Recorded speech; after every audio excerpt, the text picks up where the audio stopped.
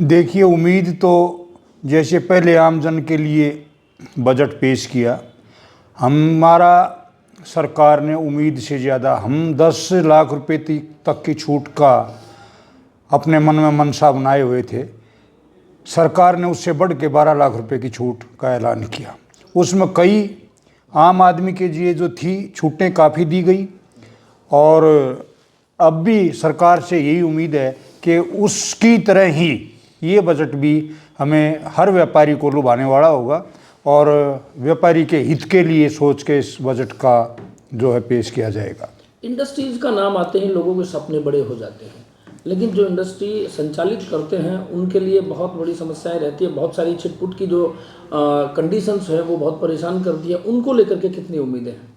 देखिए साहब, सरकार से बार बार बात भी हुई है, और प्री बजट मीटिंग में हमने अपनी मांगें रखी थी, और हमें बजट मीटिंग में आश्वासन भी दिया गया था, चाहे वो हमारे इंफ्रास्ट्रक्चर के लिए हो, चाहे हमारा लोहा मंडी के लिए हो, चाहे हमारी जो ट्रांसपोर्ट नगर के लिए हो, और जो हमारी सबसे मोटी समस्या थी पानी की, उसका लोगों ने बजट से पहले ही हमारे करीबन 350 करोड़ रुपए का ऐलान कर दिया था। और अब भी हमारी सरकार से काफ़ी मदद की उम्मीद करते हैं कि इस औद्योगिक क्षेत्र को जो भी हमारे राजस्थान में है ज़्यादा से ज़्यादा छूट देते हुए इसको चलाने का काम करेंगे, जिससे सरकार का रेवेन्यू और बढ़ेगा। जब ये कोई इस तरह सरकार उद्योगों के हित में सोचेगी, अगर जैसे पहले सोचा गया, तो उद्योगपति भी डट के अपना जो रेवेन्यू है वो सरकार को देगा। भिवाड़ी को हम लेकर बात करें तो भिवाड़ी की तरफ सभी की नज़र रहती है, लेकिन जब देने की बात आती है तो भिवाड़ी को आज तक उस उम्मीद के अनुसार नहीं मिल पाया। तो ऐसी कौन सी चीज़ें ज़्यादा बड़ी आज तक नज़र में आती है कि भाई अगर ये मांग अगर सरकार पूरी कर देती है तो हम और मन लगा करके इंडस्ट्रीज को संचालित करें? देखिए, पहले तो हमारे यहाँ अगर सेंटर में बीजेपी की सरकार थी तो यहाँ कांग्रेस की थी, कांग्रेस की तो उस टाइम वहाँ बीजेपी की हुआ करती।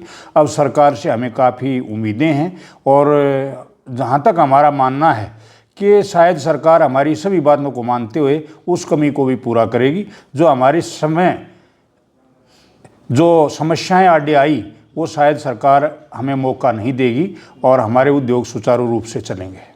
चौधरी साहब, उद्योगों को लेकर सुरक्षा का बड़ा मुद्दा सामने आता है। प्रशासनिक जिला बना था, उस समय एक पसोपेश की स्थिति रही थी कि भिवाड़ी को पुलिस जिला बनाए रखेंगे या नहीं रखेंगे। इसकी दृष्टि से आप किस तरह देखते हैं? क्या अभी जैसे बात जो चल रही है, राजनीति में बात चल रही है कि भाई पुलिस जिले को एक ही रखा जाएगा, या तो खैरतल या भिवाड़ी, क्या कहना चाहेंगे? देखिए, सरकार को अगर इस तरह की बातें हैं तो सरकार को पुलिस जिला तो भिवाड़ी में रखना होगा।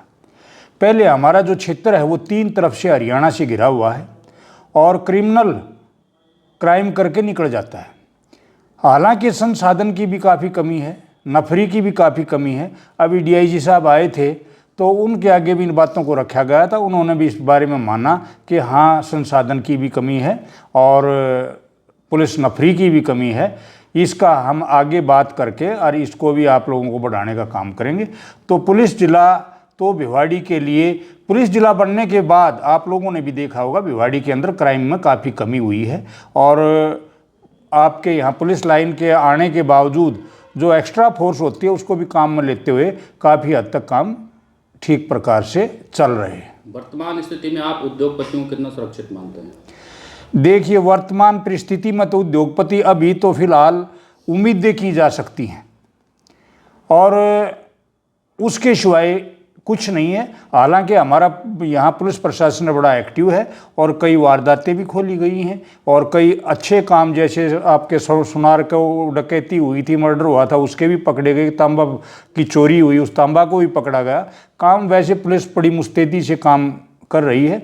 हमारे जो पुलिस कप्तान हैं ज्येष्ठा श्री जी भी, यहाँ DYSP भी, उनके नेतृत्व में सारा काम फिलहाल तो सुचारू रूप से चला हुआ है।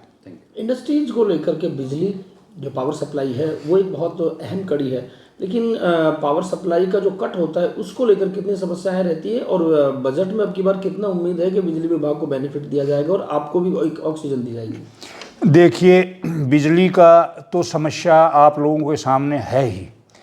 पहली बात तो यहाँ बिजली के फीडर हमने पीछे सरकार से लड़ाई करके 5 फीडर और नए एक्स्ट्रा लगाने का काम हमारा सरकार कर रही है वो तुरंत ही शायद आपके अप्रैल तक चालू हो जाएंगे।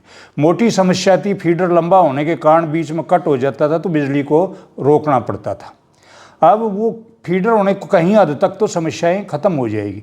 दूसरा जो हमारा हरियाणा से और यूपी से कंपटीशन है वो हमारे बिजली के रेट जो ज़्यादा हैं, हमने सरकार से वो भी मांग रखी थी कि ये जो रेट हैं वो हमारे हरियाणा यूपी के बराबर किए जाएं ताकि हम कंपटीशन लड़ने में सक्षम हों। दूसरा, हमारी जो लाइनें हैं आज से 40 साल पुरानी लाइनें पड़ी हुई हैं, उनकी भी हमने डिमांड रखी और हम चेयरमैन JVNL से भी मिले और सरकार से भी हमने अपने भिवाड़ी मैन्युफैक्चर के माध्यम से उनसे आगाह कराया कि इन लाइनों को भी बदला जाए ताकि रोज़ रोज़ के फॉल्ट बंद हों, क्योंकि जर्जर जो 40 साल पुरानी लाइनें हैं वो जर्जर हो चुकी हैं, तो उनको भी बदलना और सुचारू रूप से उनको चलाना। हमने तो ये भी डिमांड रखी थी कि जो ये लाइनें ऊपर से इनको अंडरग्राउंड लेते हुए ताकि फॉल्ट भी कम हो और हादसे भी कम हो, ये भी की जाए। अब देखते हैं सरकार इस बजट में क्या करती है और हमारी बिजली की सुविधा जो है उसका हरियाणा के बराबर करती है।